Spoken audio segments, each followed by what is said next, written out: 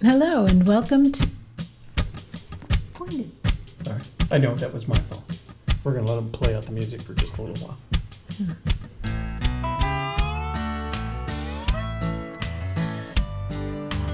And Hello and welcome to AGK Media. I'm Shelley Carney.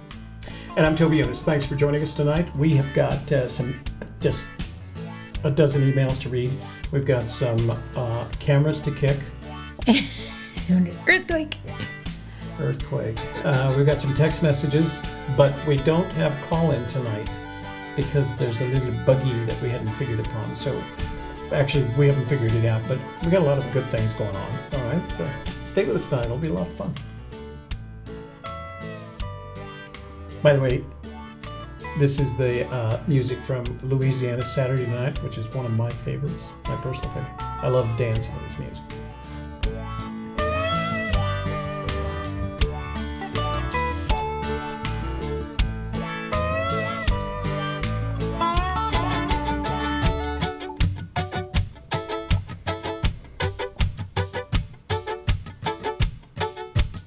There we go.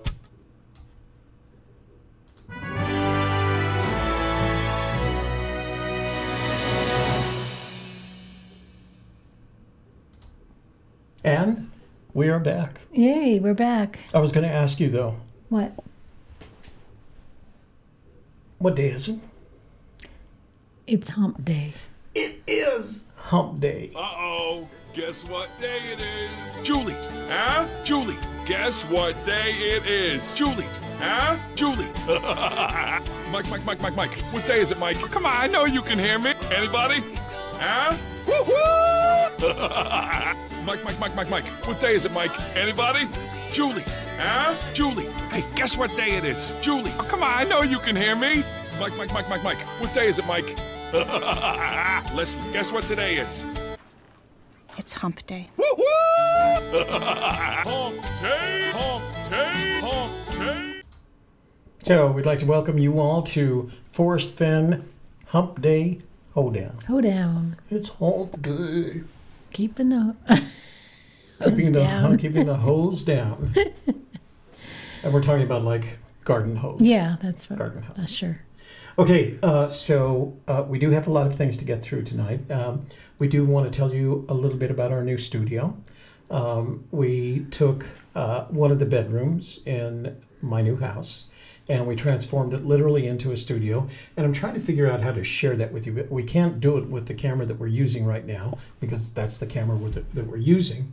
But I think what I'll do is maybe sometime, maybe tomorrow night, what I'll do is I'll not zoom in, I'll stream in with my cell phone and just do a real simple, and I'll give you a tour of the studio. Now, you're not going to see much, a lot of things different. We still have our control panels in front of us, so that if I want to play...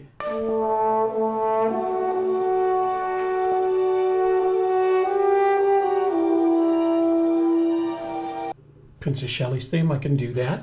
I moved my mixer, my sound mixer, over here, and in the process somehow managed to lose communications with my telephone. The Bluetooth is out, but we do have text messages, and if you have a question, as usual, you can text a message to 1-866-59... I don't have my number, whatever. Oh, okay, 866-597-9901. You said there's an echo. Oh, echo. Or reverb. Okay, let's try that. How's that? Is that any better? Tell us if that's Better any one, better two. Better one, better two. Is that better or worse? Is that better or worse? So let's try that. Question is now, I don't know if, hang on, let me just see something real quick. Who's in the room? Is Pam, Ramblin' Pam in the room? I haven't seen her yet. Davia? I haven't seen him yet. Play something. Hang on, let me just see what happens here. Okay, where should we go?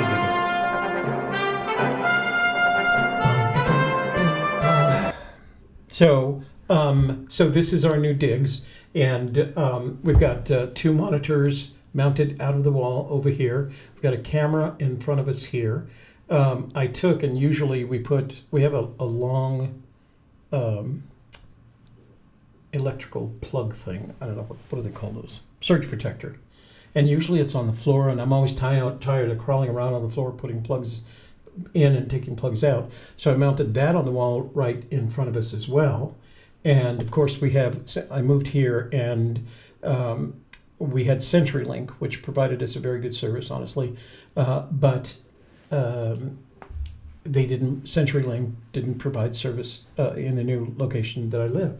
And so we went back to Xfinity, but I got the 1 gigabyte business internet. So it should be plenty fast enough. We believe it'll give us plenty of performance. We don't expect it to fail on us. So I do notice that after that loops 5 or 6 times, it actually stops. The background. It's not in motion. Well, what good is that? We're just going to leave it like that for now. We're going to not play with it tonight because I don't want to lose anything else. Okay, so I need to be louder. Is that what you're telling me? Check, check, check. 1, 2, 3, 4. 1, 2, 3, 4. How's that? Is that any better? 1, 2, 3, 4. Okay, so we're working out all the bugs here because this is a completely different situation than what we had back at the other house. And of course, the wall behind us is painted green, so we'll be able to put different things up there. And somebody, I don't know whether they texted me or sent me an email. I may get to read it later if once we start reading emails. And that is, if you have a photograph of one of your outdoor areas that's very scenic, if you send it to a gypsy's kiss at gmail.com, we'll put it in our background. So we'll always have one of your photographs in the background. No nudes, no, nothing that would be, we couldn't do. This is a family program. But I would love to see photos that you've shot while you were out boots on the ground of some of the areas that you've been to. And like I said, send it to Gypsy's Kiss. Tell us who you are, where the photo was shot, and I'll make sure that we start using them in our background over here. Don't you think that's a cool idea? I thought that was a cool idea. Okay. Well, Kevin suggested we close the closet door. Maybe you wouldn't get such a reverb. We need to get some foam insulation in here because it isn't that big a room. So we're getting some bounce back, I'm sure. That's probably what it is. Yeah. Because they said mine was good. It's yours that's bad. No, it's because you have that green microphone. I've got this thing. Check, check, check. So, and I think what's happening is Shelley's microphone is actually picking me up as well. She has a shotgun mic on her side, and because I have to point it in at her, I think it picks up some of me. Hang on. 1, 2, 3, 4, 5. Yeah. So I'm actually, Shelley's mic is picking mine up as well. So we'll get that all figured out. We got, this is our second attempt at producing a show in this facility, and we moved everything, and in the process of moving, we lost the ability to take inbound calls. So we tested that today, couldn't get it to work. So we're not going to be taking calls tonight, but hey, that's the high-tech world, That's when you're experimenting like we are. I'll have to figure out why our loop stopped. It's not supposed to stop, so I need to make one change. It's always something, isn't it? It's always something. But when you're on the bleeding edge of technology... The bleeding edge? Yeah, it's a bleeding edge. When you're Shelley good, Toby bad. Because it's so cutting, it makes you bleed. So they're still saying that Shelley's good and Toby's bad. What is it? It's because I'm good and you're bad. That's all it is. Check. Gain is all the way up. Volume is all the way up. I don't know what else it could be. Well, let's move on then. All right. So, you want to go and say hi to everybody in the room? Alrighty. For those of us that are there, and see if anybody has any questions. If we have any questions, we can start there. There we go. Scrolling. All right. So let's say hello to our friends in the room, including Sledneck, Husker Patriot Princess, Karen Werner, Gold Dog, Unknown Searcher, Maverick Searcher, Evan Penn, Randy Henderson, Cynthia Meacham. Hey, Cynthia. Hi, Cynthia. I'm living up in your territory now. Jungle Cruiser, Sean Malloy, AJ Rainville, Belva Jenkins from Chattanooga, Elusive says aloha, John Edo, Toby Fan 3000, John Werner, And let's see. Sean Martinez is here. Who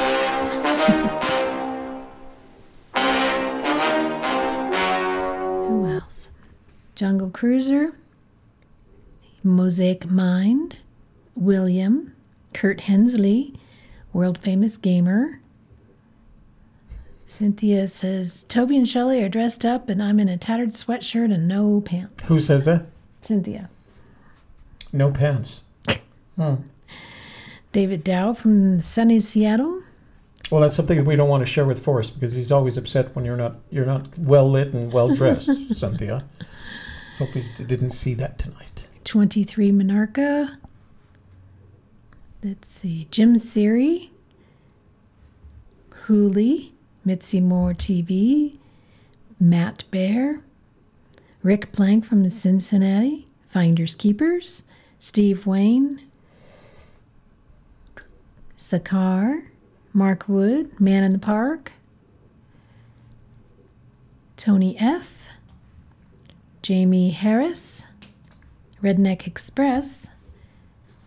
Parzival the Wise. Dave Hedblom. D.A.K. Dak. Steve Wayne, I said that. Raz Productions.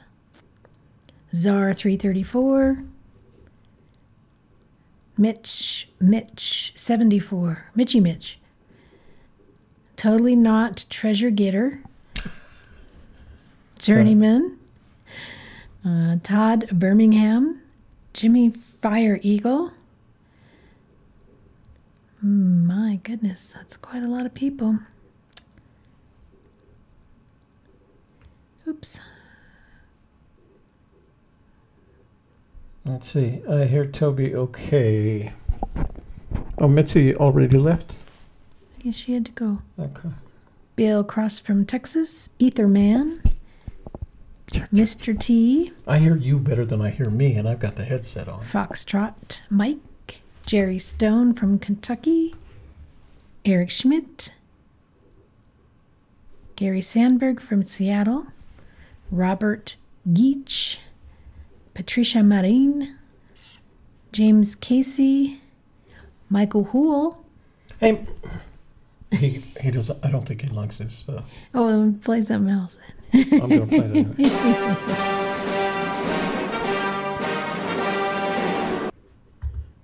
Chris Jones, Sean Malloy, Doug M.N., Janet Landgard. Hey, Janet, from Facebook, all the way from Facebook, huh? Yeah. Okay, hold on. What I'm trying to do is get back to so I can see. Oh, man, I got sure. Hopefully no Vietnamese people are tuning in. When the kids were growing up, so that I didn't curse in front of them, I used to use Vietnamese curse words. And then when they'd ask me what it like, one of the words that the Vietnamese use, and I picked up on it, it's gachua. And I asked them one time, what does it like cabron in Spanish translate to goat in English? So I asked them, what does it mean? They said ketchup. I'm like, how is that a curse word? And chetmea, that's the other one. Chetmea is a oh gosh, the equivalent of chetmea. Video color looks great, thank you, Toby fan. Redneck Express. Toby's audio is not too bad, but it doesn't even sound good to me. Hang on, let me turn up my headset, see if that helps. No, I am kind of boomy, right? Check. Boomy. Check. Boomy, yeah, I'm booming. Chicka chicka boom boom. All right, let's try that, see if that helps a little bit. What I'm trying to do is come in stronger than your microphone is picking me up. Tell me if that's good when you guys when you hear it in a couple of seconds. Let's see. Elusive is also not wearing pants. Well, everybody's sharing tonight, huh? Elusive's not wearing pants. Cynthia's not wearing pants.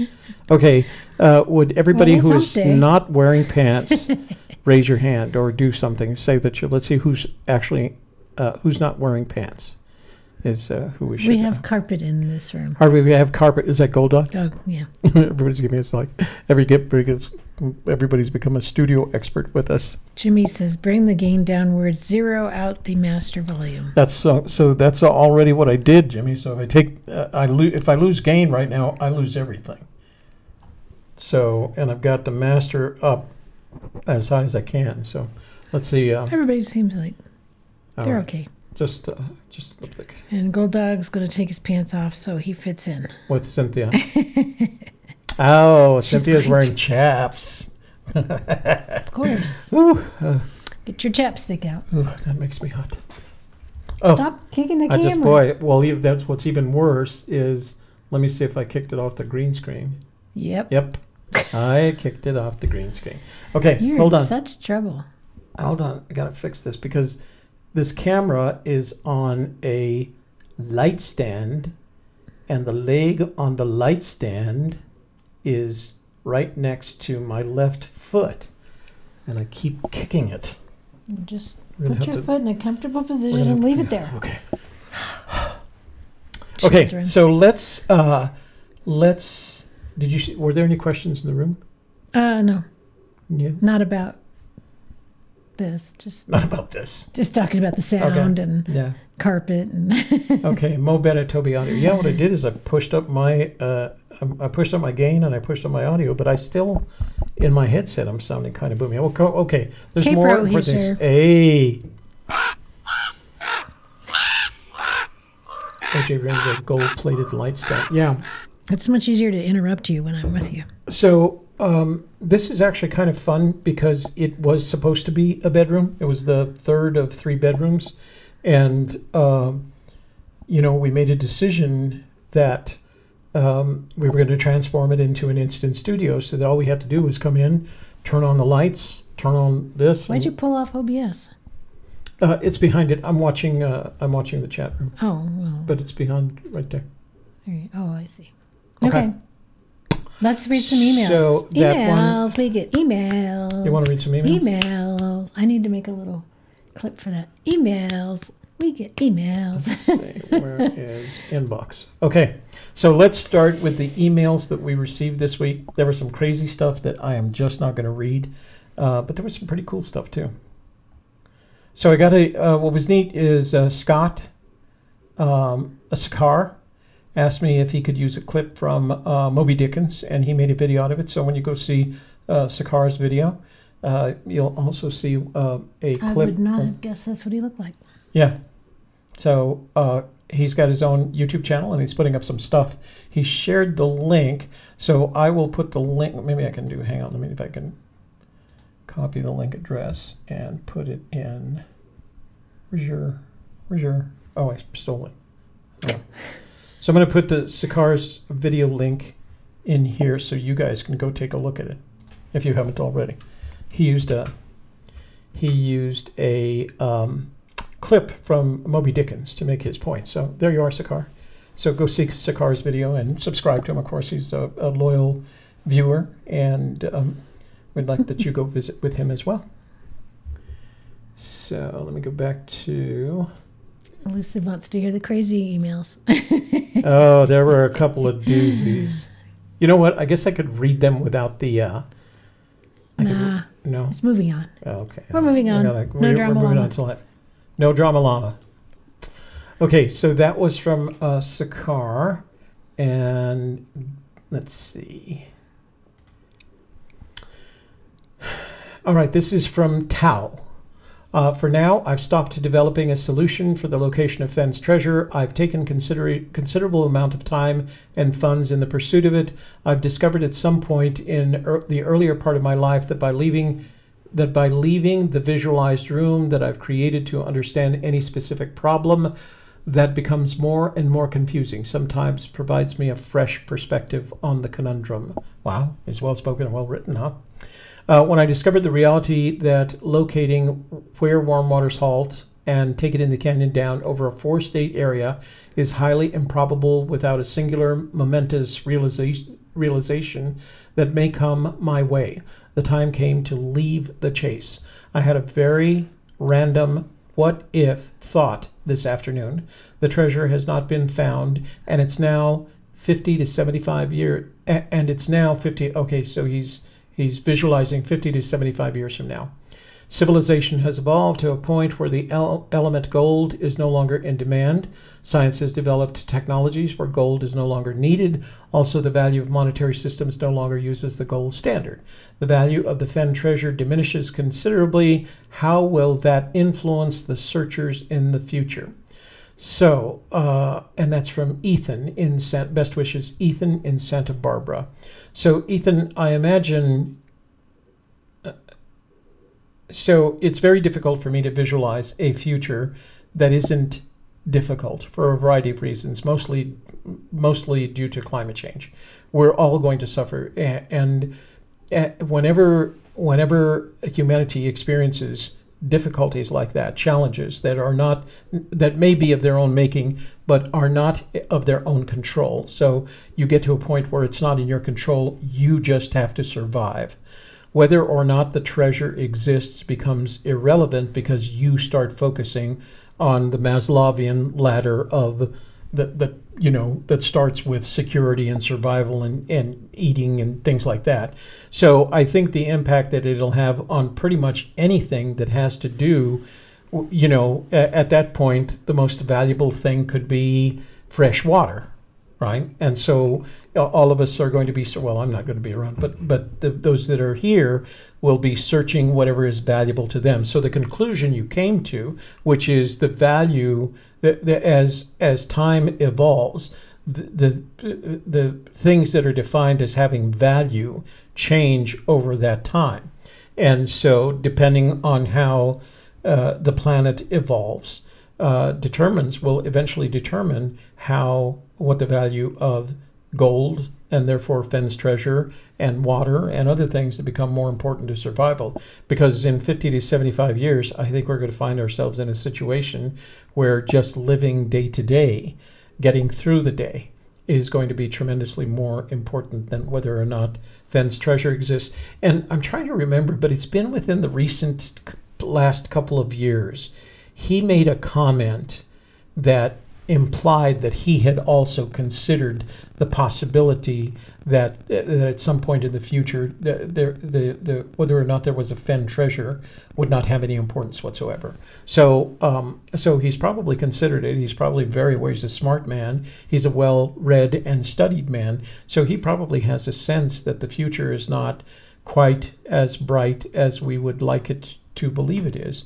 And the less bright that future, the more we are focused on our own survival, and the less we are focused on unless somebody determines that the most valuable element of survival is you finding the treasure, which I don't think will happen. So, yeah, it's not. I'm sorry to be so negative, Tao, but I don't see it as a.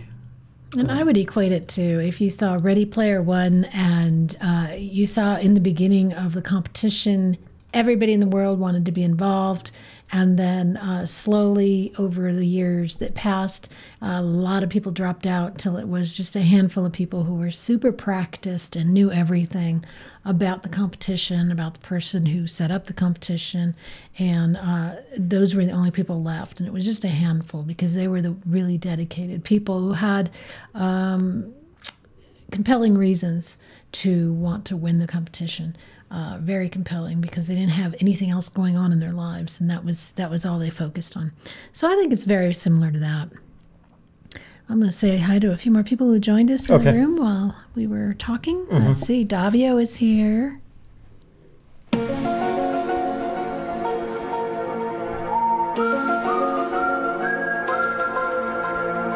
Davio. Yeah. We have Mitchie from Germany says, I'm about 3 weeks into the search. Maybe I got some finds you can use in your own search. Well, share it. The best thing to do with that is share it in the room because there's lots of searchers in this room. Yeah. Brian Eagle is here. Hey, Brian. Long time no see. How are you doing? He lives in Austin. Did you tell him that your daughter and son-in-law have moved to Austin? I haven't. Yeah. Now he knows, though. Mark Connor, they're actually in Round Rock. But yeah, Mark Connor says gold will never go out. part. Oh, jumpy. Jumpy. All right. Yeah, I think that was it. Says nice setup. Thanks, Alan. Etherman. If we can get the Missed audio Etherman. worked out. So I got a feeling they're all related. Somehow or the other, everything's related. Why we can't get audio through the phone right now. Why my audio sounds so echoey. It doesn't sound echoey. It sounds boomy. So, okay. So this is one of the crazy ones I got. I'm not going to mention any names. I'm just going to read it so you can see how crazy it is, okay? This is literally, this email was sent to everybody who is anybody in the search community, including the Fenn tubers and forum owners and things like this. So, let me see if I want to make sure there's no names in here, so I don't give any names. But this is an email I got at the beginning of the week. I've already called police to report the threat to me attached, and the audio tapes of X drunk attached, and the harassing texts he sent. I don't know who he is. Y confirmed you knew about the texts and audio recordings. Oh, this is interesting. Z and did nothing. I will go public with it all. This ends now! Exclamation point. Shut down all TTOTC blogs today. The chase is over. I'll be turning over all my proof. My phone and my email were illegally accessed, shared amongst this group, and used to cause me harm. Don't fuck with me anymore. Hey. Oh, sorry. I'll bleep it out. So those are the kinds of mails I get. Well, yeah, and that's not the first email we've gotten that said somebody had hacked their phone Or gotten all their information off their phone somehow. Okay, this is from Chris. He says, hello, Toby and Shelley. I know you most likely have thousands of emails coming in daily. Well, it's not thousands, Chris. We have a couple. We got a couple of emails, a couple of crazy emails coming in daily about Forrest Fenn's treasure. I watch all your shows religiously. However, due to my job, I am unable to participate in the discussions. I am wanting to ask you guys a question. In your previous videos, you guys were searching the West Yellowstone area. Yellowstone How many Park, of you Devil's agree Slide. that Toby and Shelley were searching the West Yellowstone area? What made you change your search area to New Mexico? I've been reading his book over and over. It seems to me that the southern Monterey area where he spent his summers fit the poem perfectly, although I have never been there, but from Google Earth standpoint, it seems like a logical fit. Do you think that distance from his home to New Mexico is impossible for a one-day adventure? Is this why you search in New Mexico now? Thank you so much for your time, and I can't wait to see the new studio. Well, hopefully, Chris, you're watching right now. We have never actually searched any place other than New Mexico. We have visited, and well, I guess let me restate that. We have searched Wyoming once, based on a theory that I developed about Fenn having hid the treasure in 2003 rather than 2009. We searched the Browns Canyon area in Colorado based on a theory that I had that Salida would be a really cool town to visit. I think that was Kevin's theory as well. Okay, yeah. And Kevin went along, and it turned out we were right. But we have always searched in New Mexico. Now, I have done shows. For example, we did a show called The First 5 Clues Solved or something like that. Mm-hmm. That took us into Devil's Slide. And then after that, we realized that the whole area is private property. So we never have actually, we were developing solutions. There was a point at which, you know, one of our videos every week was a developed solution based on things. And then, of course, we'd find out not only were we wrong, but we were way off base. We have never searched any place but New Mexico. We've played around with a couple of areas, but never really have. We've never believed that the treasure is not hidden in New Mexico. All right. Redneck Express says, any update on the home for dinner comment from last week? Home for dinner. That Forrest hid the treasure. Oh, you know at his what? home for dinner. Hang on. I actually have a question about that, and that's in the text messages. So we'll get to that. We'll get to that. Okay. So this is from. Oh, it's from Jono. What? Oh, I can't read that because it's a joke. It's a what do you call it? How would I know? I didn't even A see practical it. joke. It's a practical Oh. joke. He's suggesting we do a practical joke, so I'm not going to read it to Oh. you. Okay, so this is from Andrew. He says, "Hi, Toby and Shelley." He waves. "While waiting for the snow to melt, I suggest some good fun for the people who know where the treasure is. A leaderboard. One can only get on the leaderboard by saying that they know where the treasure is." Yeah, we just had a conversation about that this Yeah. evening. "Then some innocuous information is gathered and posted on the board, such as name, state from, next boots on the ground, search dates or elevation of the blaze, percentage of certainty, previous numbers of boots on the ground. If unsuccessful, will they come to the show when they get back and say their solve sucked?" I don't think everybody's ever done that. It's a theory. You have to test theories. It's theories, and it's fair. If you establish if it's not a solution, and it's a theory, the only thing that you're doing is testing the theory. right. That's why we suggest you call it a theory. I have a But theory. that's why you also about where the don't go out treasure and is. say, "I know where it is." Right. Nobody knows where the treasure is. If somebody knew where the treasure It's like was, they saying, would've "I know known. how to turn lead into gold." Right. I know of a few people who have recently volunteered, and he gives a list of names. So it's an interesting idea. Put up a leaderboard. And I think somebody who has the time to do that should. That's what I recommend. So this is from Ken. He says, "Good day, sir. Hope your move is going well. So far, so good. Forrest State's 8.5 miles north of New Mexico. Do you know or have a guesstimate as to his starting point to measure the 8.5 miles center of town or northern city limits, and where is that?" If you measure the distance from the center of town, 8.5 miles just puts you over the border and on private property.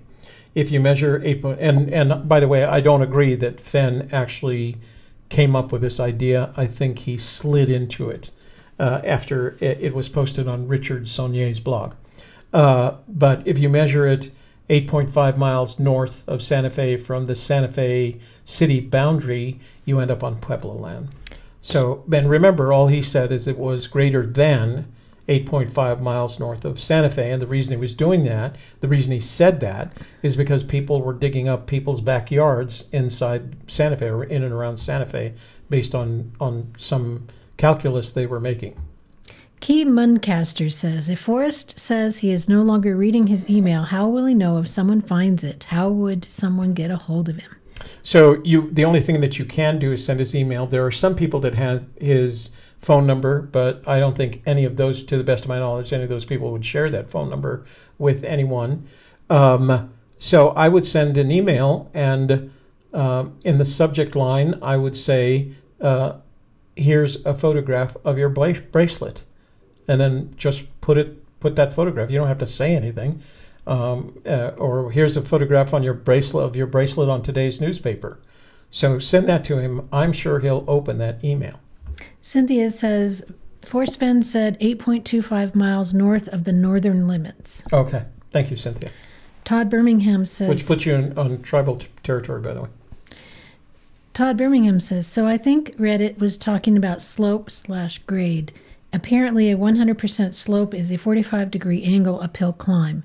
In your opinion, what's the steepest angle Forrest could handle when he was 80?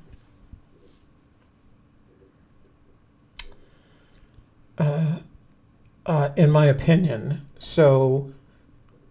well, it depends, because I've climbed 60-degree slopes. So at 60 degrees, everything starts sliding down, right?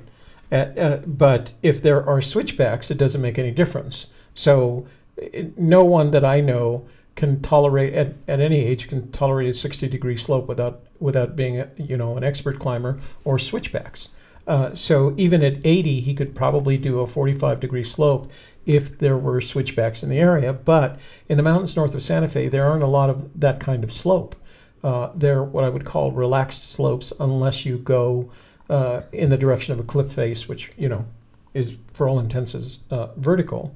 But if a wise mountaineer doesn't go directly up highly angled slope, if there isn't a switchback trail, they create their own switchback. Now, here's the interesting thing about that: the scientists will tell you, you actually use the same amount of energy, right? Whether you're going switchbacks back and forth or you're going straight up the slope, it requires the same amount of energy, the same amount of calories. You use up those calories and that energy in the same way, but it makes it easy on your musculoskeletal structure.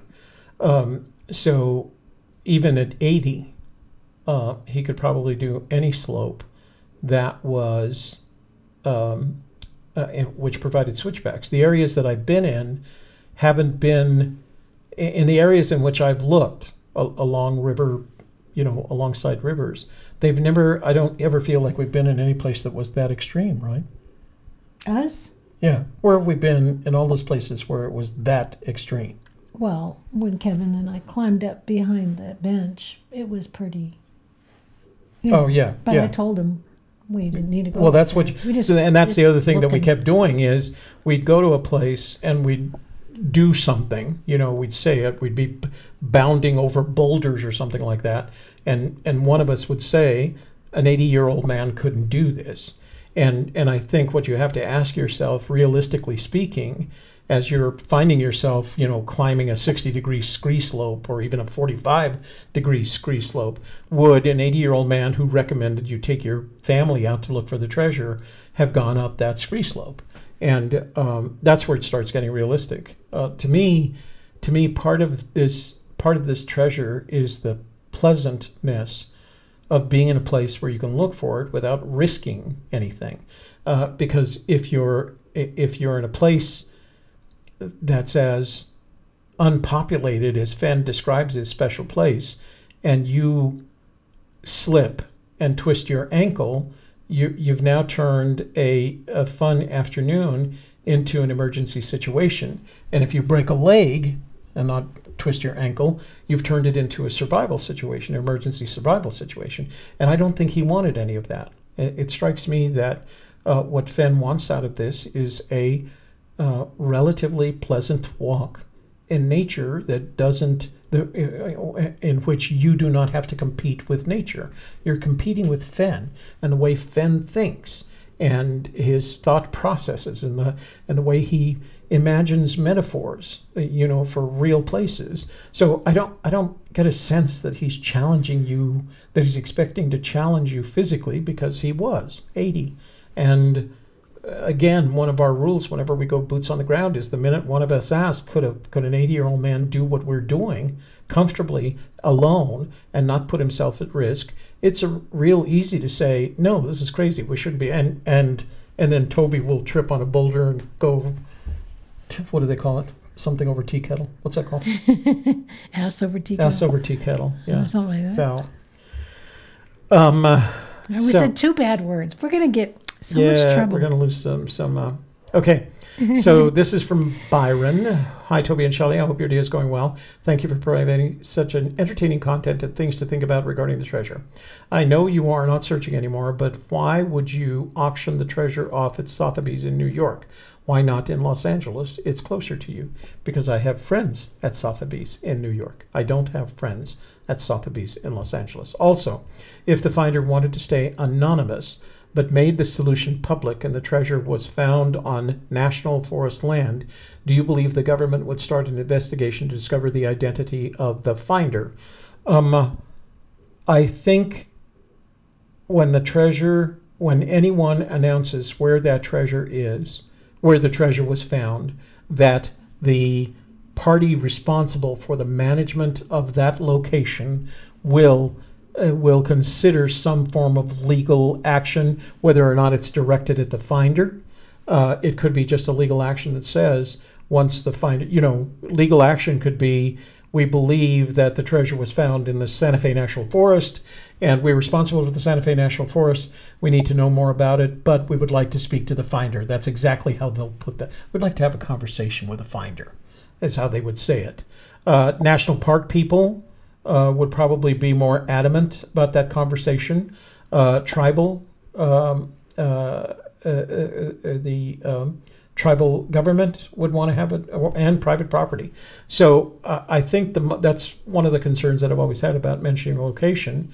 The person, the entity responsible for the management of that particular block of property will at least want to have a conversation with the finder, and may go to all the trouble. I mean, one of the things that you learn after working for the federal government that I did, the government that I worked for as a contractor for 35 years, was they have an immense amount of power and resources.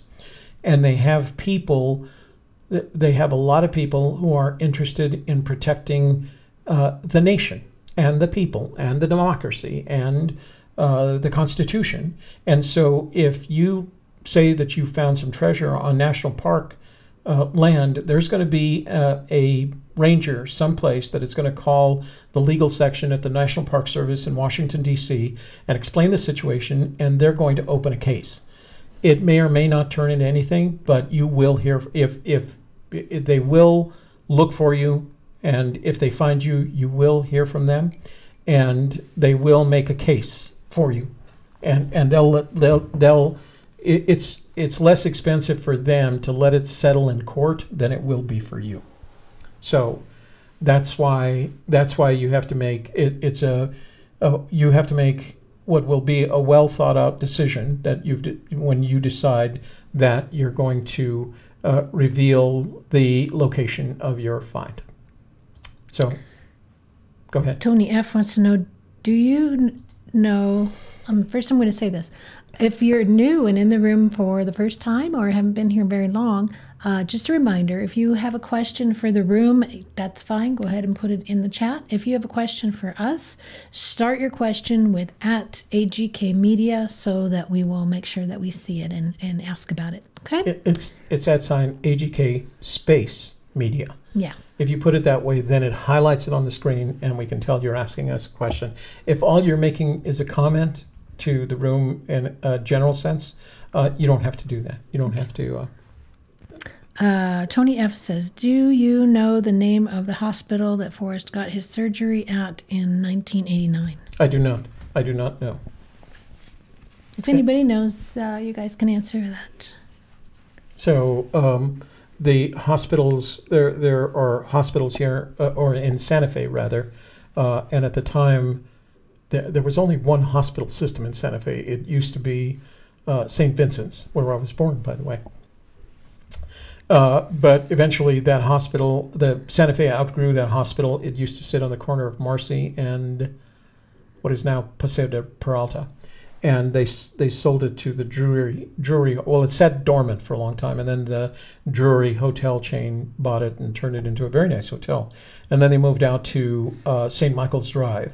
And now it's Christus St. Vincent's Hospital. But that was the only one in Santa Fe. Considering the amount of money that Fenn had accumulated, I'm sure he would go to probably a hospital that specialized maybe even in that kind of surgery for kidney cancer. So, I mean, they did save him, but I've never heard him mention the name of the hospital that he was in. Okay, so that's all the emails I got. Let's go over to the text messages. And again, since we're not going to do phone calls tonight, if you do have a question, you can text it to 1-866-597-9901, and I'm going to start from the earliest and go to the latest. So, oh, hey, somebody left a voicemail. Okay, so we can listen to the voicemail. How come I can listen to the voicemail? I don't know. Oh, because it's not a caller. Okay, I'm going to play this. You guys have to tell me if you can hear it, I guess. Yes, Toby. I was wondering, do you know if the, I think it's the Philmont Scout Ranch allows hikers on their property other than Boy Scouts? Thanks a lot. Goodbye. So here's what I know about the Philmont Scout Ranch. There's the road that goes through Cimarron Canyon passes right by the Scout Ranch, and generally speaking, it's only for Scouts. There is one trail that non-Scouts, that civilians, if you will, can get access to, but it is to get to a very specific location that happens to sit on the ranch. It had some level of popularity with the public, and there's a green gate with a sign that says, if all the equivalent, I can't remember it specifically, but it basically says, if you're trying to get to Bighorn Canyon, whatever the canyon is, you can use this trail to get there, and that's all you can do. It doesn't say don't be wandering on Philmont Scout Ranch. The Scout Ranch is designed for Scouts, and they manage it in that way. You can visit the center of the camp, and you can ask for a tour, but generally speaking, they don't allow hikers on the property. They discourage hikers on the property, and all the fences say no trespassing. Philmont Scout Ranch, except for that one trail. It's about halfway between the last campground and what's the name of that small town that you get to if you're traveling east along the Cimarron Canyon Road. You'll come to the last campground. You continue driving, then it kind of flattens out, and you eventually get to the Scout Ranch. And you'll see as you're heading east, it'll be on the left-hand side of the road, big green gate with a sign that Bear Canyon. What is it? Bear Canyon. Oh, okay. That says, did somebody in the room say that? Mm-hmm. Yeah, Bear Canyon, Ute Park. So Brian it's Eagle. before you get to Ute Park, and the sign says that if you're going to the specific Bear Canyon, you can go there, hike, or take pictures or whatever you're doing, and then go back out. You can't be wandering around the Scout But Ranch. you have to imagine that you're not going to find something that those Scouts haven't already found. No. And again, you're not going to hide a treasure on the Philmont Scout Ranch, because the Philmont Scout Ranch is a corporate entity that owns the property. Yeah. And anything that's found on that property belongs to that corporate entity. It could be a Private nonprofit, property. Mm-hmm. right? Yeah.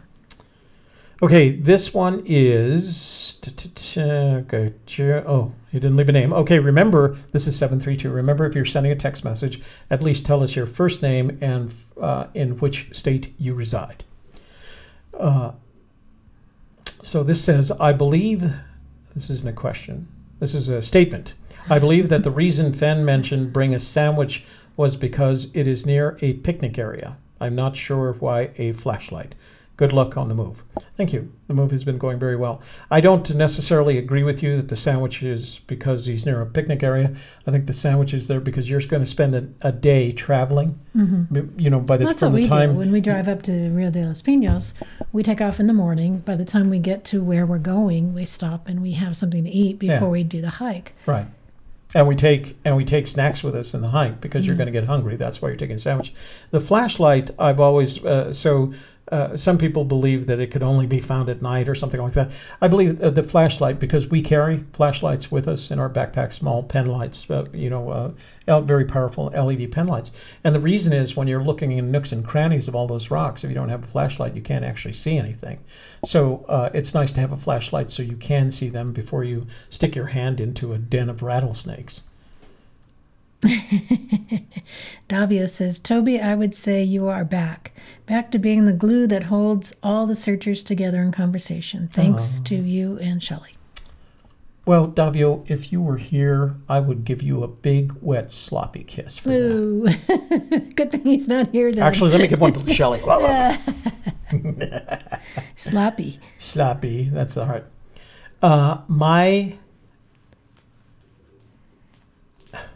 I don't know. So this no name, no state, area code 330, whatever that is, and it says my Wester, O-U-S-T-E-R, Wester. My Ouster. My Ouster. Yeah, they're one of our.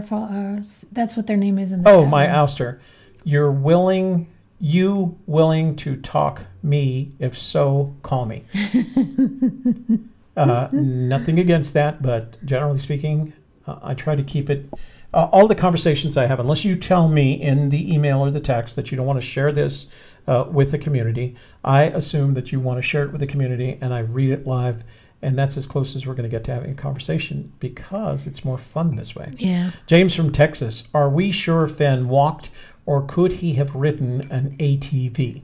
Yes, he could have ridden an ATV, but he was 80 years old He and uses he was the word alone. walk a lot. And he's a walker. He's not says, an I ATV. walked to my car. I walked. Yeah. He says the word walk. Yeah. He's not an ATV kind of guy. I mean, and worse, again, he's 80. So now you have him pulling a trailer with an ATV on the back, unloading it himself, getting it ready for some kind of travel back and forth, driving it through difficult conditions, and creating just additional risk that doesn't need to be there. So it is possible, but highly unlikely. Because then how's he going to get it there? I mean, he'd have to have a trailer.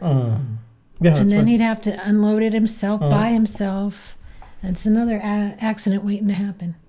Did I not just say that? I don't know what you said. I wasn't Okay, so you're listening. never paying attention. You're never listening to it. It's like Sean and Jason. I just said that. Yeah, but I said it better. So my two oldest kids, Sean and Jason, they're so cute. Sean would love to be as funny as Jason, and she's cute, but she's not. She doesn't have that sense of humor that Jason has.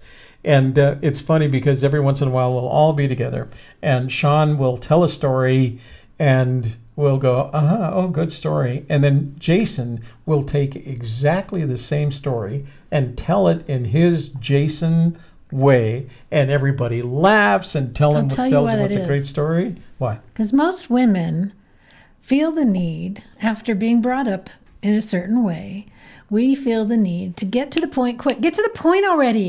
Get to the point. God, you take forever to tell a story. But if a man's telling a story and throwing in 50 details and going on and on forever, we're supposed to sit there quietly and listen. Well, it does. Just like in here. And then everybody laughs, and Sean goes, I just told the same story he did. He just told. Oh, I do have to, Jason, if you're watching, I do have to compliment Jason, because I don't know whether we told you, but part of what you have to do when you're creating a chroma keyed environment is you have to light the background separately from the foreground. And you can't expect our current lights, the lights that we use to light ourselves, to light the background equally. It actually has to be proportionally well lighted. And so I had my electrician, he's an electrician, we happen to be on a first name basis, install 2 porcelain sockets over and behind us. And we put 2 CFLs there. And I realized some of the CFL light that was behind us was spilling on us. You can actually see it. And that was reducing the impact of the green screen. So I asked Jason to make a couple of reflectors from tin. And I thought, piece of tin, I'm going to nail it up there. I wish you could see these things. And I'll take some pictures and add them to our community page.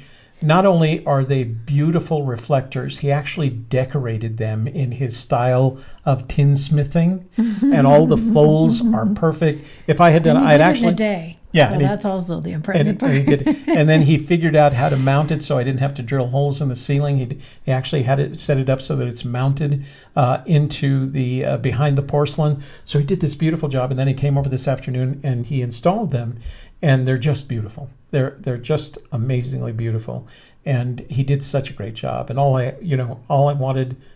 I actually, this all started because I was going to buy a piece of tin from him to do it myself, which could have resulted in at least the loss of a couple of pints of blood and maybe even like a slit throat mistake or something like that. So he knew that I'm terrible at this tin stuff, and he volunteered. He said, "Can I let me do it for you?" And he did, and he did a great job. So thank you, Jason. They're just beautiful, and they work perfectly, which is even better. Okay, thank you for giving me so this is from 208. Thank you for giving me a little spotlight, Shelley Carney. You were spot on. What was that about? Who is it? I don't know. They didn't give us a name. Oh. In response to your thoughts on my question. That must have been from last show. You're welcome. You're welcome. Thank you. Okay, Toby, I emailed you last week. Oh, yeah. An interesting find. I hope you had the opportunity to read it, John. And John, you know who John is from area code 760. And he wrote me what I thought was a chapter-length email that described his effort to find the treasure and what he discovered and the conclusions that he'd come to. And I can only say, John, that I read all of it, and I wouldn't have come to the same conclusions that you did. And so, I don't want to be the person that debates that.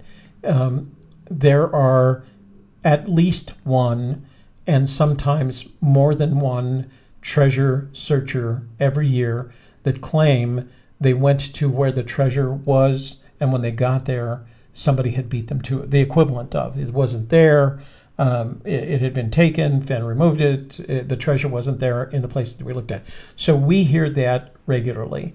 There has never been any conclusive evidence that would indicate that what they had discovered, and he in this letter he gave away his clues and what he believed them to be, some of which were well thought out and rational, others of which I wouldn't necessarily agree. And because of that, because I wouldn't agree, not because of me, there would be other people who would say, no, that doesn't make it. So the conclusion that you come to when you're that person, John in this case, when you come to the conclusion that you found the place where the treasure would have been had it not been taken by someone else or recovered by Fenn, is just there's no evidence. It's inconclusive, and it's an assumption, a conclusion that you've come to based on the assumption of your clues. And all you have to do is list those clues for anyone else, any other searcher, and they will find one or more of those clues that are inaccurate in the context of the poem. And that's kind of what I found about yours. So I did appreciate the fact that you invested so much time in not only your effort of looking for the treasure, but in an additional amount of time writing the email that in which you described this effort. But there is no conclusive evidence. I can't agree with you. I can't help you. Because I don't see the conclusive evidence. The conclusive evidence would be that you found the location of where the treasure might have been, and then the next day somebody announces that they found the treasure. That's conclusive. Other than that, it's all theoretical. It's all hypothetical.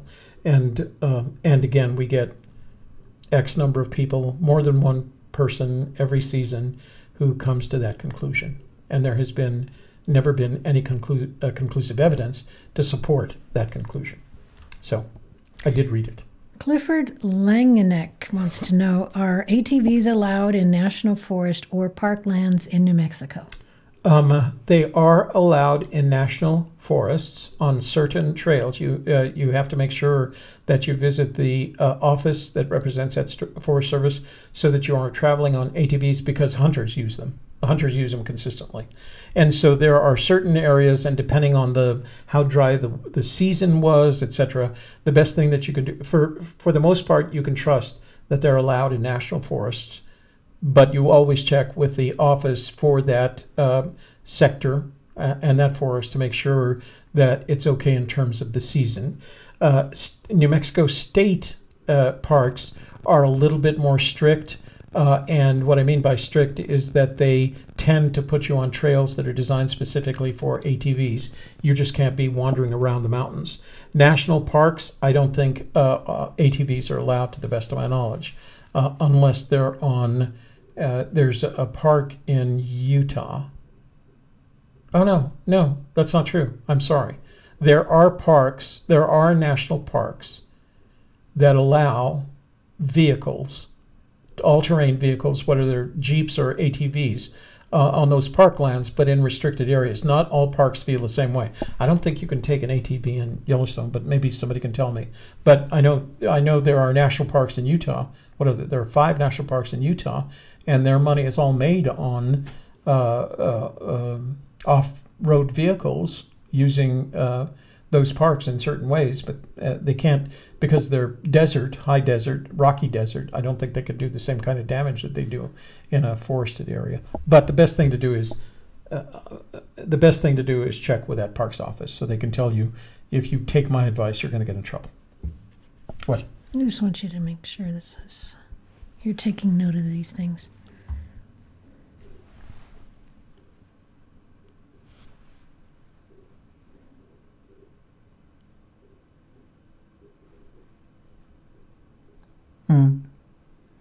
Yeah.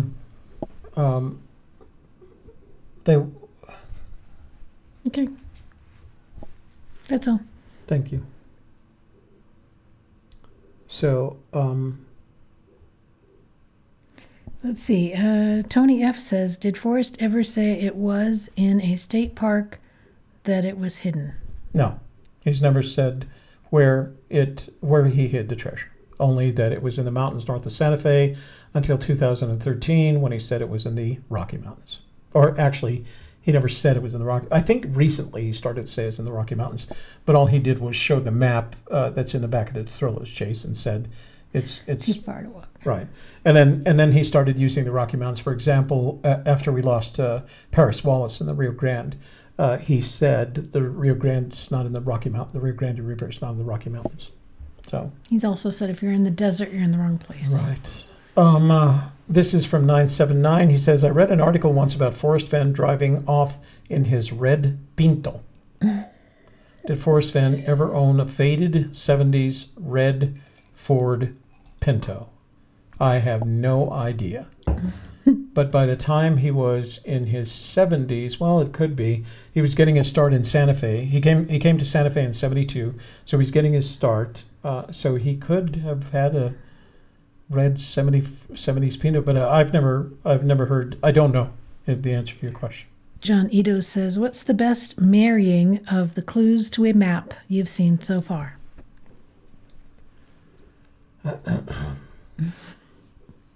Interesting. I haven't seen it yet. I haven't seen, and I'm not convinced that. I'm not quite convinced that it's necessary to. I've always felt that you have to be boots on the ground so that you can actually have a human relationship, so that you can sense the clues, right? You can see them, you can hear them, you can smell them, you can touch them. I guess you could taste them, but so that you could engage with the clues on a human basis. I think the map gets you a starting point. I think a map gets you a place to start and perhaps gets you towards that. Here's what the second clue looks like. But then I think you have to be boots on the ground and engage with each one of the physical elements that represent the metaphors of the clues in the poem. So I don't think it's a tie. I don't think it's. So when you consider that we believe, Fenn, somebody helped us back in, when was it, 2014, Fenn answered a question. He said, I walked a few miles that day. And so let's assume that to him, a few miles means 3. Let's put it at the outside 4. That means he walked 1 mile 4 times at the most, right? There is, to my knowledge, no map that would provide you the detail in a 1 mile space to demarcate accurately 9 clues. There isn't that kind of detail. You would have to have a photograph in order, and that's why we're always talking about the drone at 100 feet.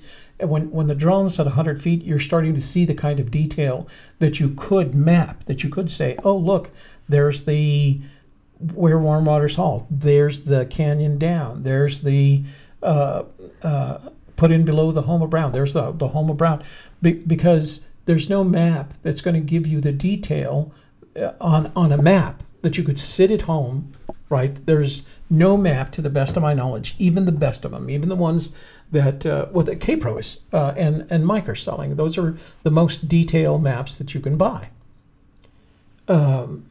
Short of getting, I think, military maps. There's some military maps that are a little bit more detailed, but I guess you could buy them. But there are no maps that are going to give you enough detail in that 1 mile that he walked. and I'm assuming it's 1 mile on the outside, that just think about 1 mile and take any map you have right now, any map that you own, go down to the legend, use a compass, and I mean a compass, you know, a two-pointed, what do they call them? A geometry compass. Measure out on the legend 1 mile and put that on your map where you think is a trail where the treasure might be, and tell me how much detail you see. You'll be lucky to get contour lines, the difference in contour lines. You're not going to see any, you're just not going to see that kind of detail on a map. Like I said, I think it's important to have your first clue figured out so that you know where to start, and you're going to need a map for that.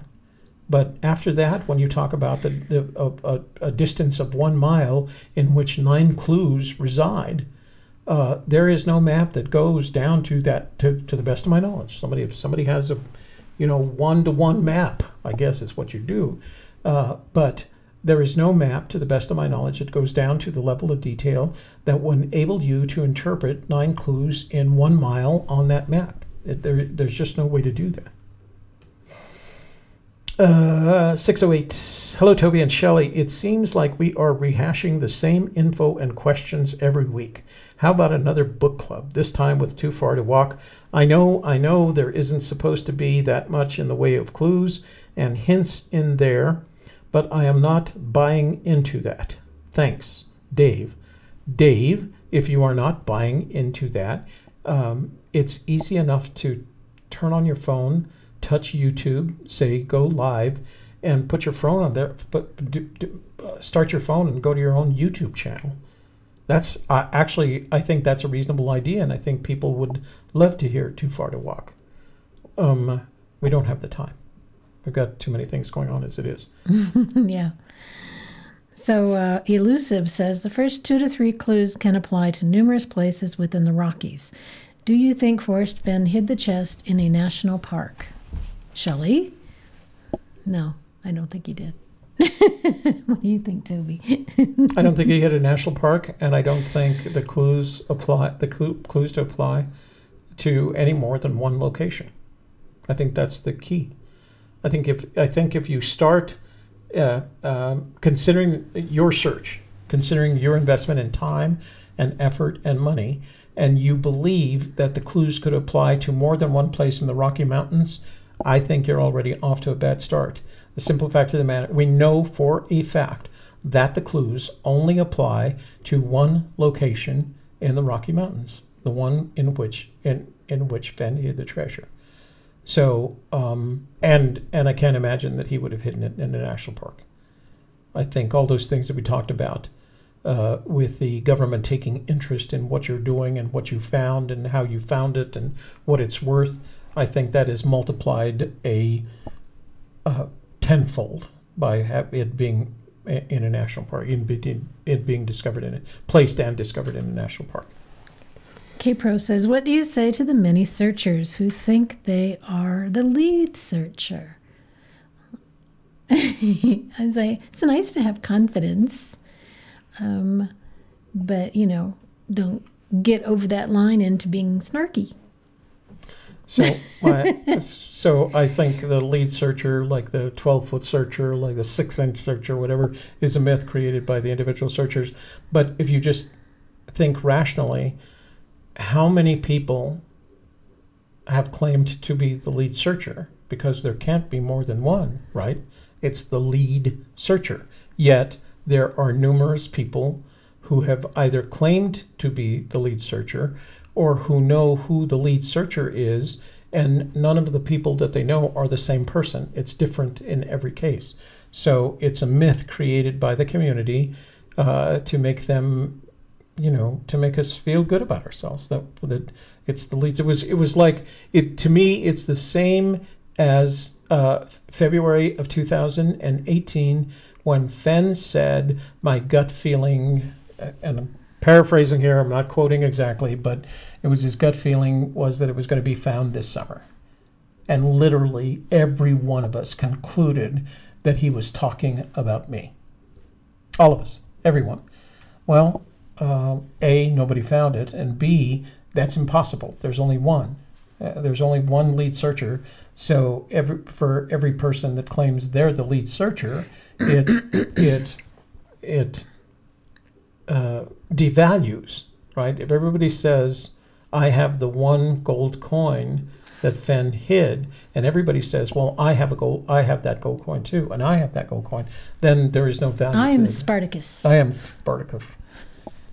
Buzz Smith says, Buzz Smith, I love that name. I was watching a search video, and in the comments, a fellow said that Forrest Fenn said the chest was exposed to the rain and snow and maybe scorched from a forest fire. Is that correct?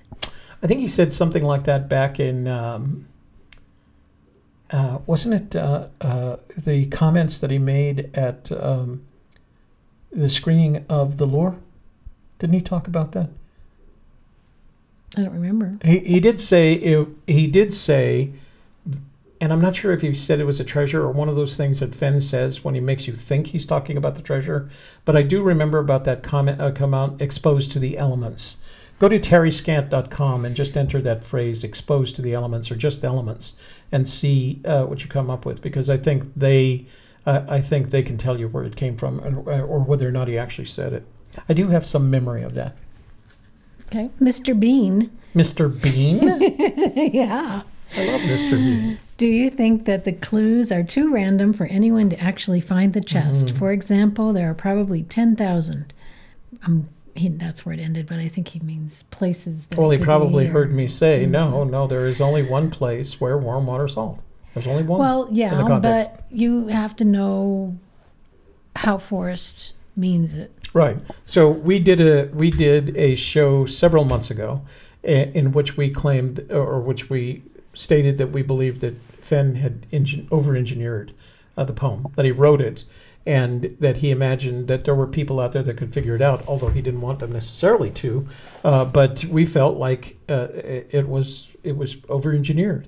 And the reason is there have been up to, if we use his number, 350,000 people trying to figure out what that poem means, and nobody, to the best of our knowledge, has come up with it. There may be someone who has and is keeping it to themselves, but the simple fact of the matter is that it's not been found.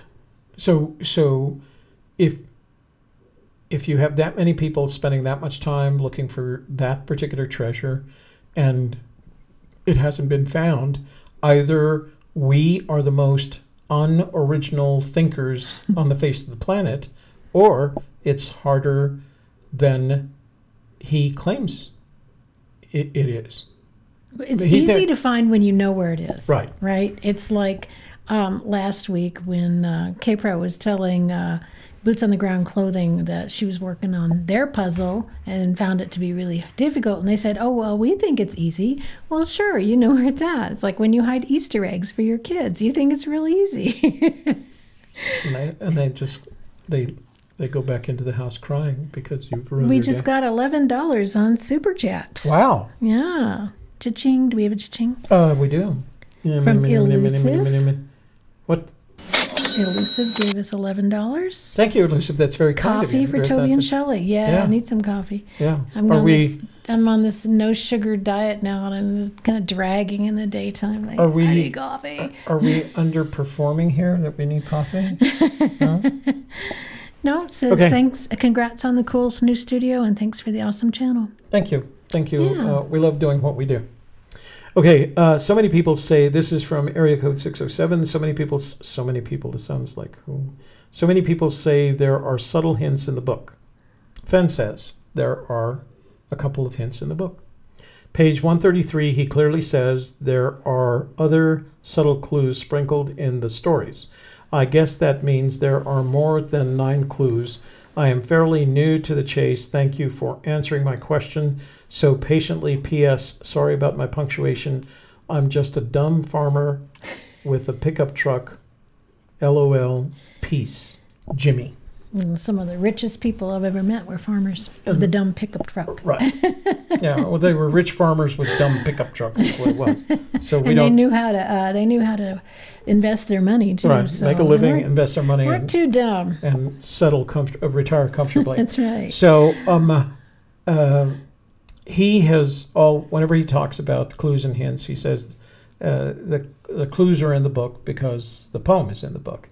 When pushed on the question, he said there are a couple of hints sprinkled throughout the stories. I've never heard him say there are, one in every chapter or something like that. He always says there's a couple, and then there are a couple of aberrations around the edges. So a couple of hints and a couple of aberrations, and which should help you in figuring out the 9 clues, right?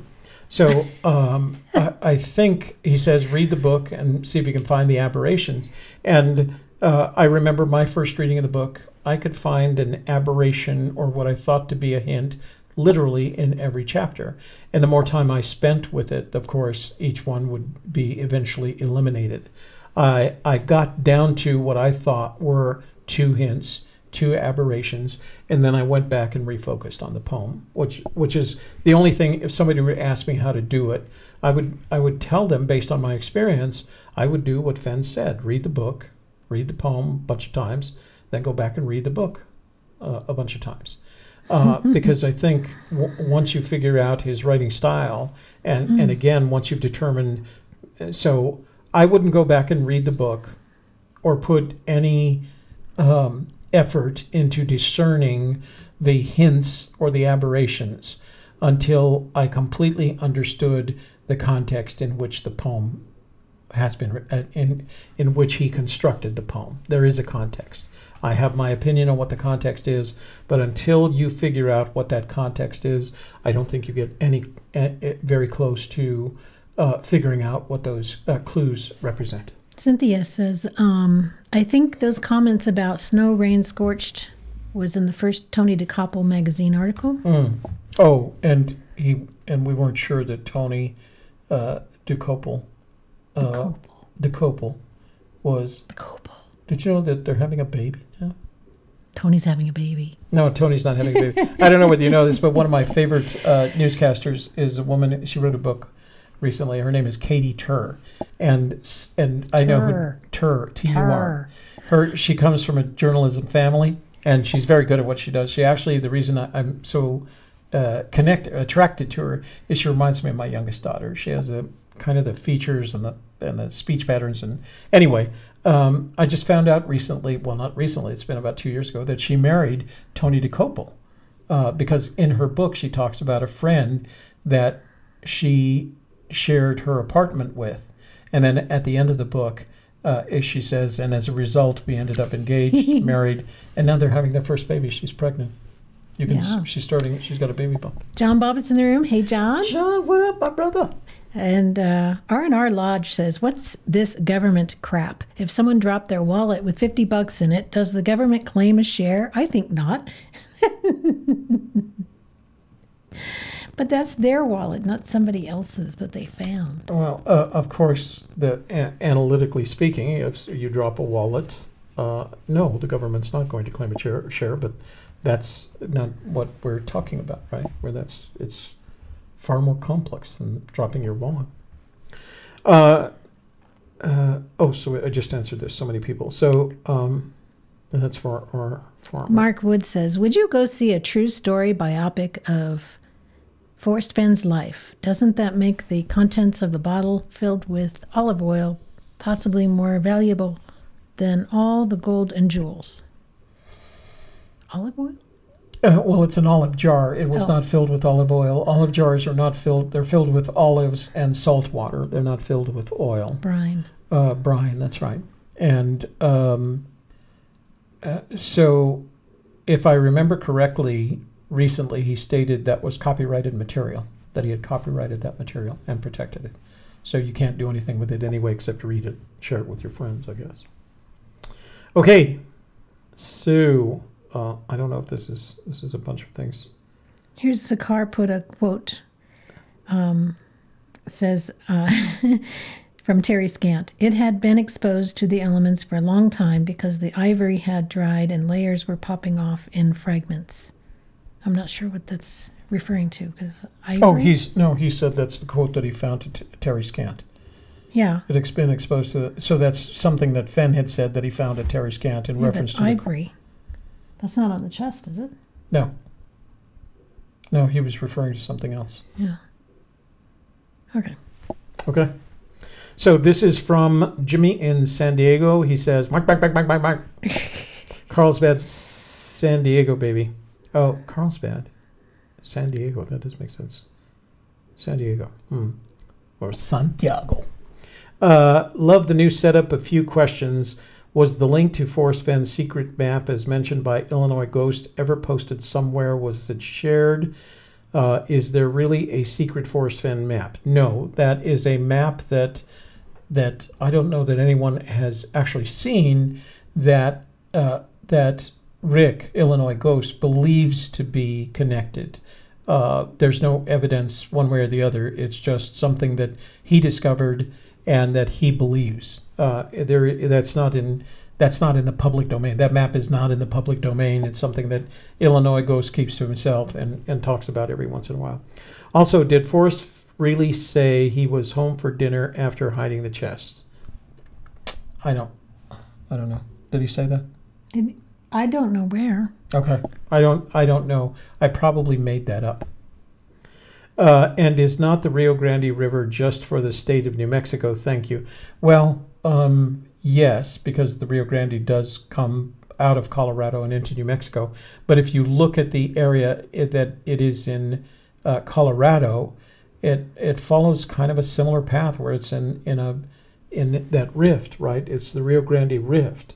It's not the traditional mountain valley.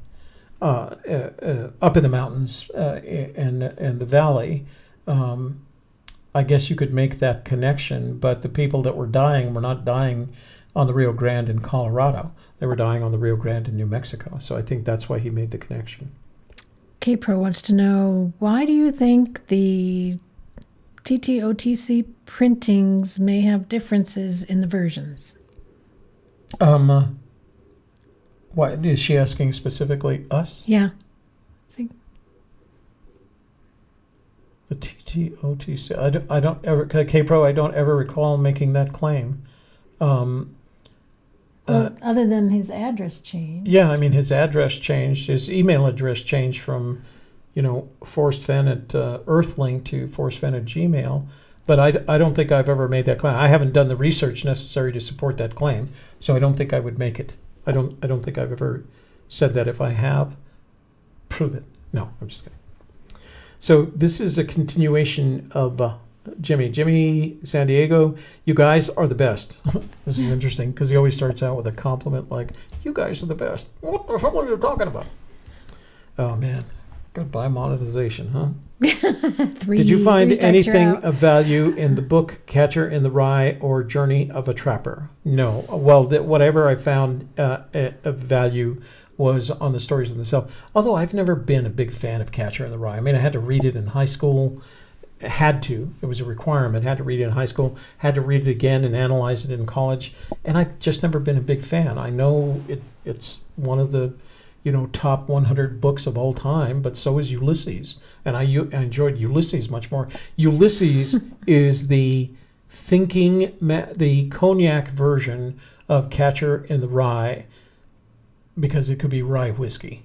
But the concept is the same, but Ulysses to me is far more well written. I've never been a fan of Catcher in the Rye. Osborne Russell's Journal of the Trapper is interesting reading for about the first 14 pages. And then you realize he's just describing his day in verbiage language. It's a journal. Yeah, it's a journal. Journal. It's a personal journal. And if you're a historian, I think it would be damned interesting for the purpose of research. But it is, I downloaded it on Kindle and used it for a couple of weeks as the thing that put me to sleep at night. Yeah. I mean, I'm sure, like I said, if you were a historian and interested in that period and interested in what he was doing, it would be, but I just couldn't get connected to it in the same way that Fenn is. I know Fenn has mentioned more than once he really likes it and that he reads it, Okay, Pro wants to know, are you going to be in this year's World Series of Poker? Well, I think that's all. I don't know. That's up to Oh. World Series of Oh, the Poker. World That's up Series. to John Bobbitt Oh, yeah. because John Bobbitt has to pay my entry fee. Is John Bobbitt still in the room? I don't know. John Bobbitt, Hey, are you John. paying my entry fee into the World Series of Poker? I need to know that. Apparently, K-Pro needs to know that too. Candy D'Amico wants to know, why can't a frozen waterfall be where warm waters halt? Nobody said that it couldn't be that. Yeah, it couldn't That's be what that. you want it to be, Then go for the it. thing is finding. She wants to go out in the winter, though. I'm looking at her comments, and she's given a lot of, how about snow and this and snow and ice and... Don't go out in the winter. Not in the Rocky Mountains. You don't want to go out in the winter. Frozen waterfall is a beautiful image captured in afternoon light because I've done it. But you're risking your butt even to go near it just to get to that point. And I was much younger. Safety squirrel. And much, yes, safety squirrel.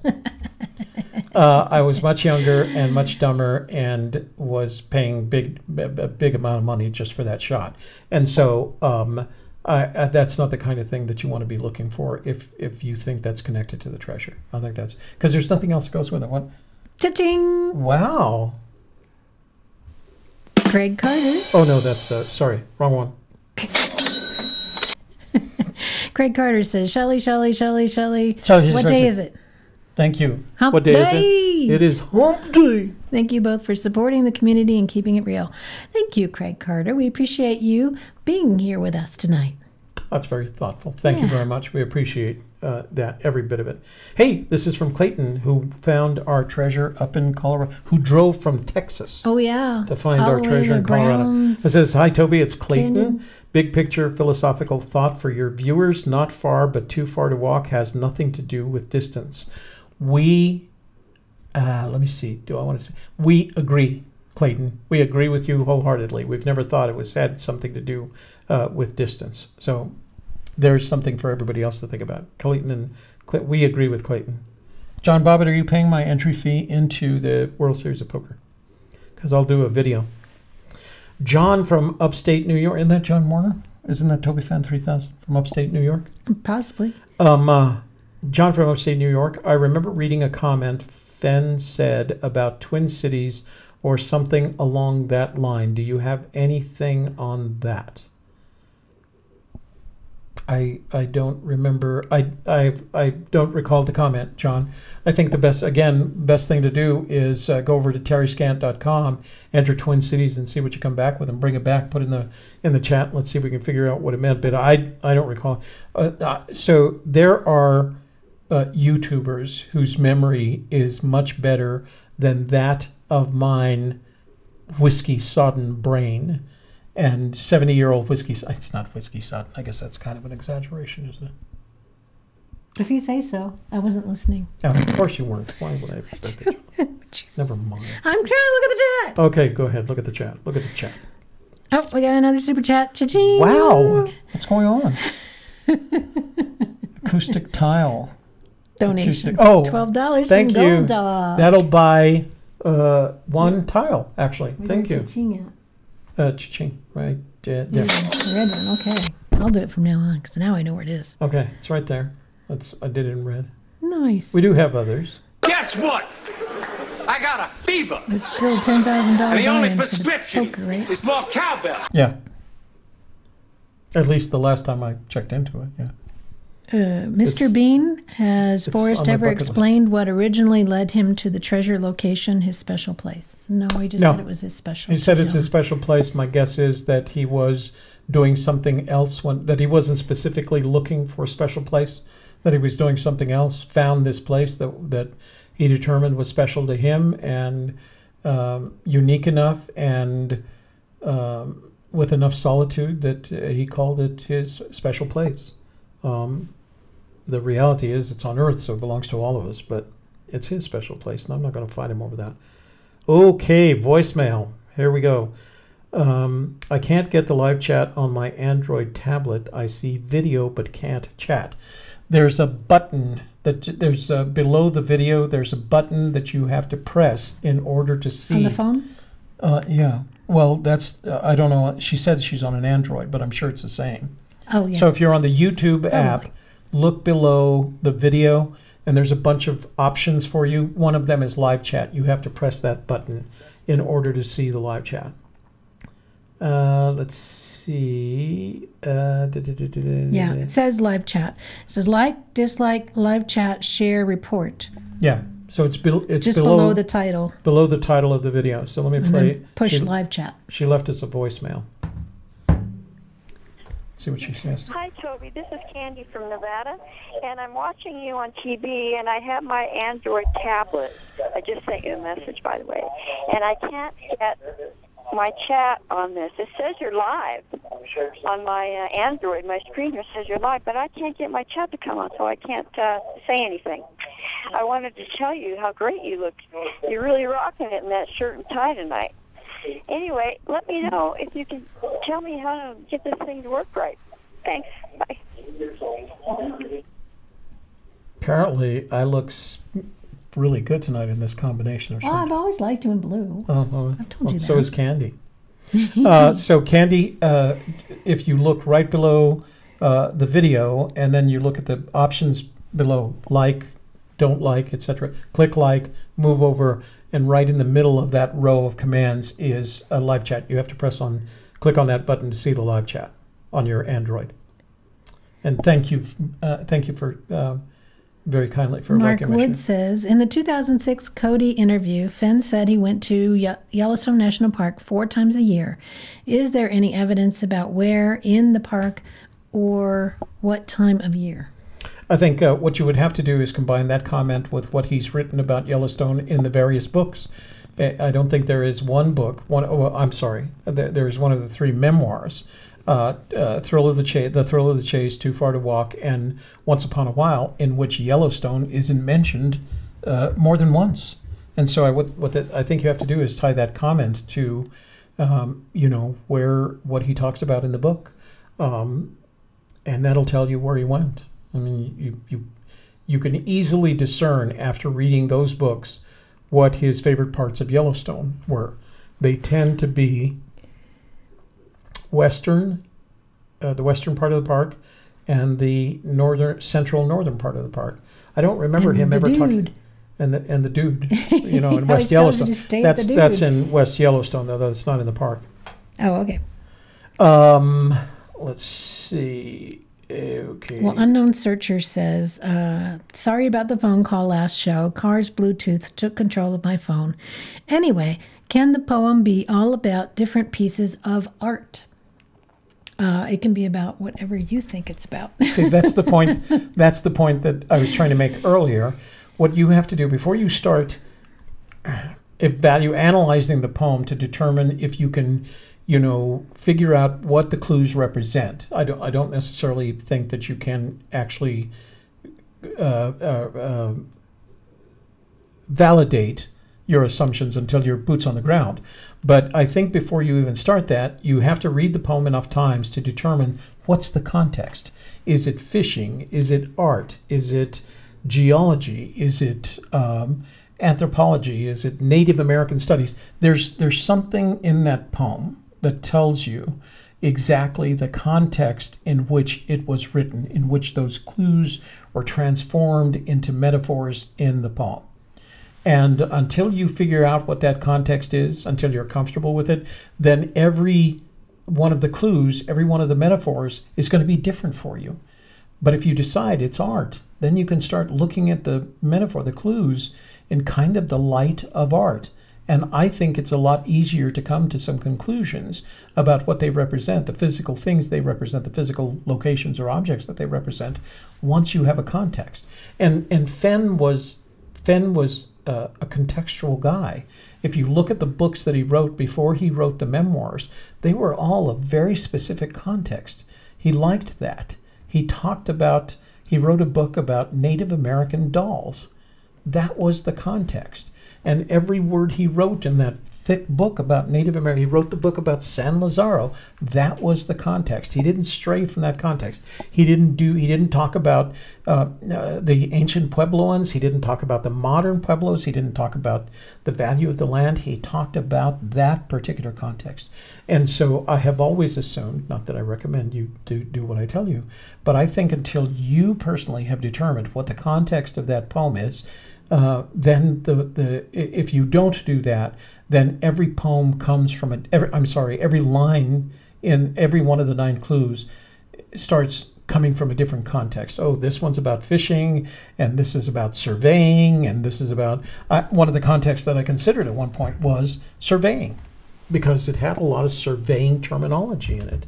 One of the contexts I considered is fishing. Oh God, I don't want to do that. Press the keyboard.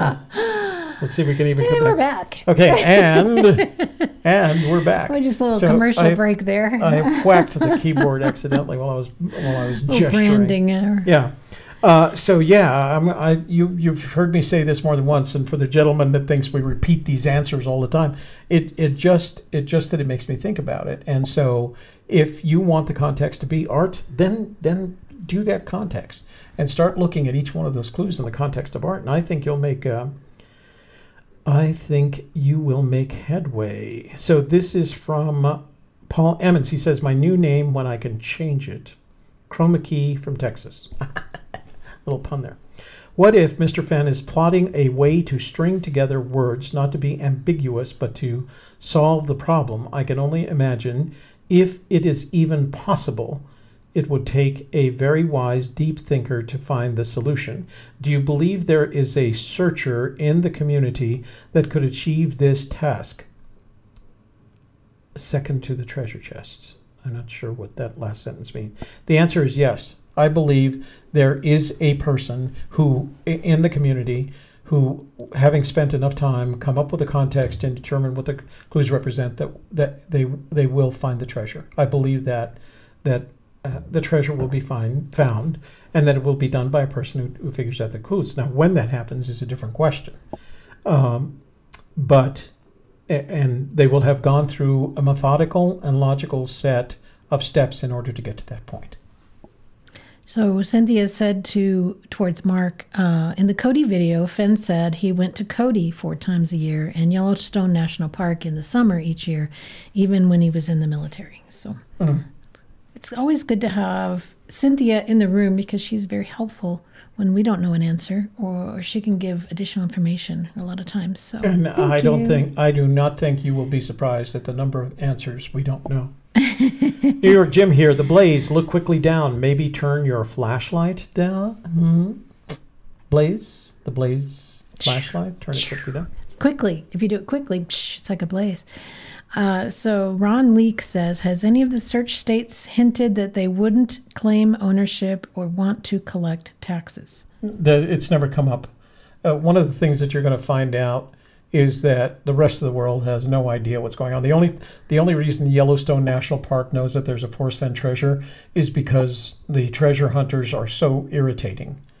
And they don't like it. They don't like the Fenn treasure. But I think for the most part, it's not, the conversations that we've had with rangers, whether they're state forest rangers or national forest rangers, for the majority of them, they have so many other things on their mind, like poaching and cutting trees that you're not supposed to be, marked trees, et cetera, and fires.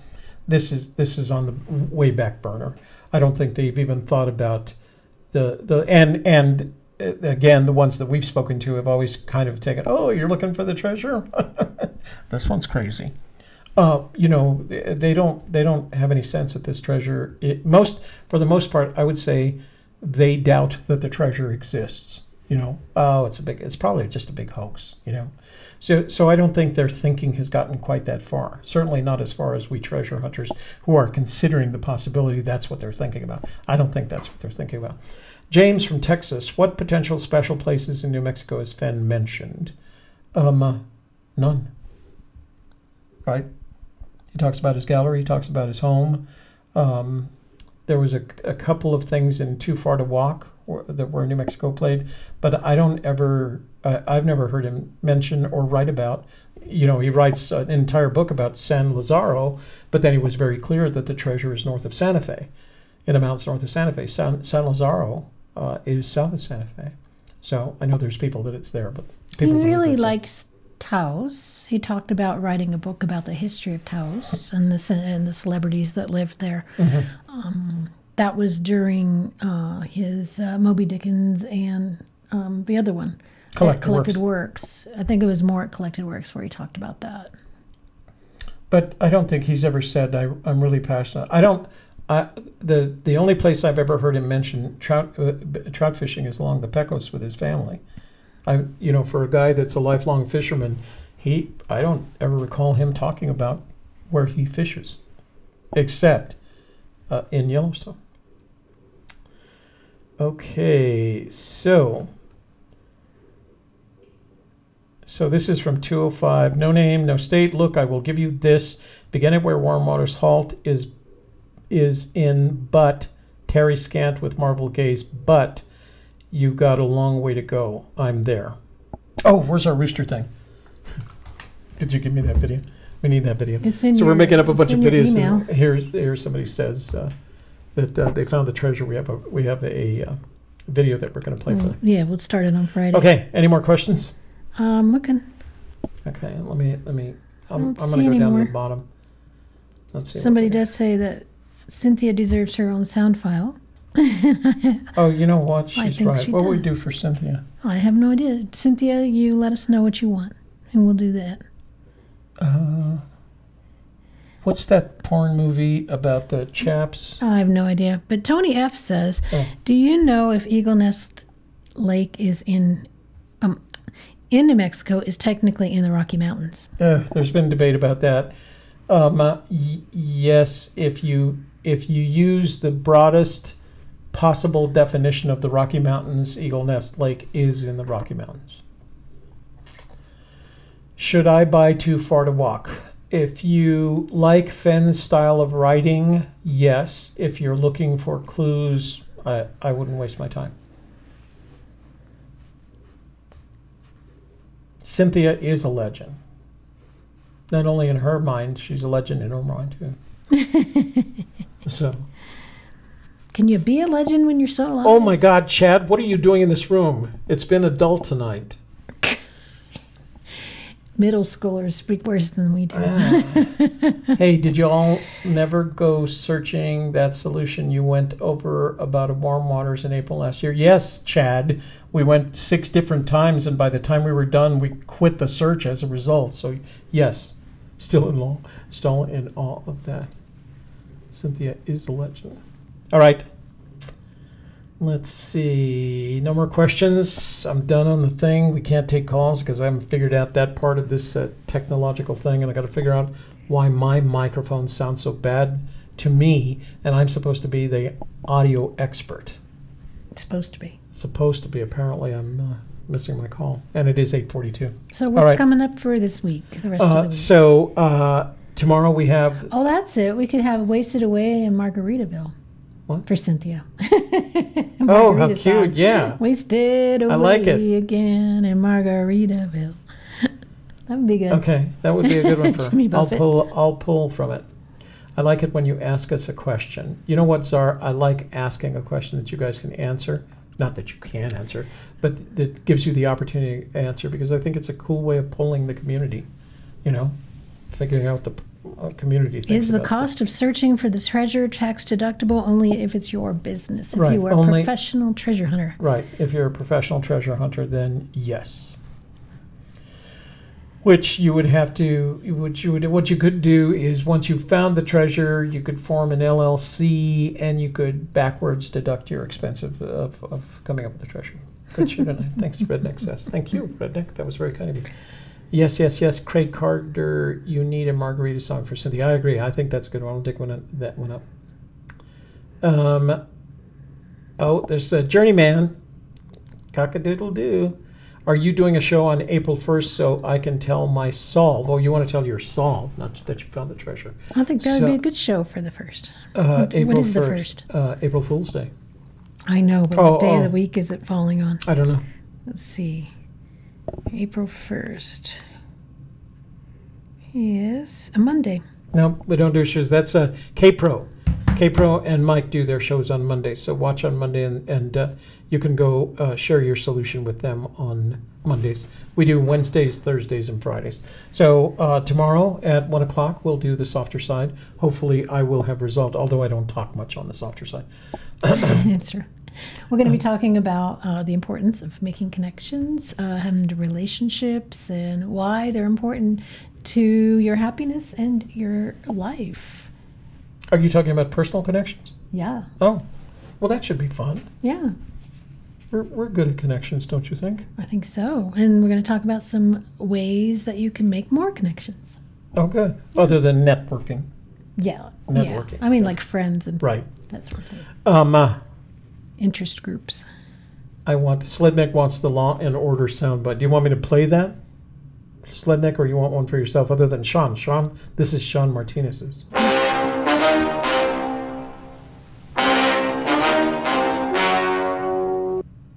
Zara says, what does AGK Media and Fox News have in common? Probably Blondes. That's about it. That's about all we have in common with Fox News. So, okay, and well-dressed guys. Mm-hmm, with ties. Yeah, with guys ties. with ties. Little tie action. Okay, so yeah, and Friday will be Fandango. Friday night Fandango. And we're going to have some new videos to share with you, little fun things. Little that vignette just keep videos. things exciting. Yeah, and by that time I will have figured out all the technical issues here and why my background isn't. Okay, you know what I'm going to do? I am going to mess with it right now. Yes, I'm messing with it. it. Oh yeah, we better not. Okay, that we got into trouble. We got into trouble for that yesterday because it threw everything went stilted. Southwest. All right. Yeah. So Thursday, 1 p.m. the softer side. And Friday Fandango. If you have any host. questions that you didn't get answered tonight, make sure you text them to our toll-free number, which is 866-597-9901. That's 866-597-9901. Again, 866-597-9901. Text them and we'll read them on there. Also, you can send an email to AGK, or I'm sorry, gypsyskiss@gmail.com. And another cha-ching. From Chad. Chad is Bird. like 15. How old, Chad? Does your mother know you're doing this? It's his money. Okay. All right. Little donation to the multi-million-dollar studio. Glad to see y'all didn't quit YouTube just because you aren't searching. You guys are fun. Thanks for all the time you have spent creating. That's very kind of you to say, Aw. Chad. Thank you very Thank much. you. We appreciate it. We have fun with it. And it gives us the opportunity to do this kind of stuff and build green screens and dedicate a bedroom to our multi-million-dollar production facility. So, yet there are still gremlins that haunt me and prevent me. Plus, I got a late start today because I was over at the old apartment packing the garage. The garage is. Clifford says that your song should be "Sharp Dressed Man" by ZZ Top. Ooh, I like that one. That would be a good one, huh? Yeah. I like that. So we're going to have to get Cynthia one, and who else wanted one? I don't know. Oh, okay. Cynthia and Toby gets one. We'll do the Chaps song together. Okay. Thank you. Thank you all for being here this evening, and we look forward to spending more time with you tomorrow and Friday on our various shows. And for AGK Media, I'm Shelley Carney.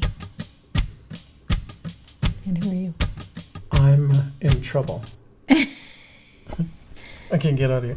Okay, and I'm Toby Younis. Thanks for joining us tonight. We had a great time. We look forward to seeing you tomorrow afternoon at 1 o'clock and then again on Friday night.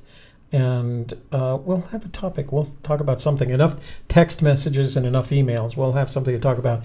And I will do everything possible to make sure that that our call... This is a really expensive little device that enables us to do that call-in. So I hope I didn't cook it when we were moving around here. because I moved this stuff. The movers didn't move this stuff. I moved this stuff. So whatever damage was done by yours truly. All right. Did you say your good nights? I did. We love you. Hey, we'll see you the rest of the week, I'm sure.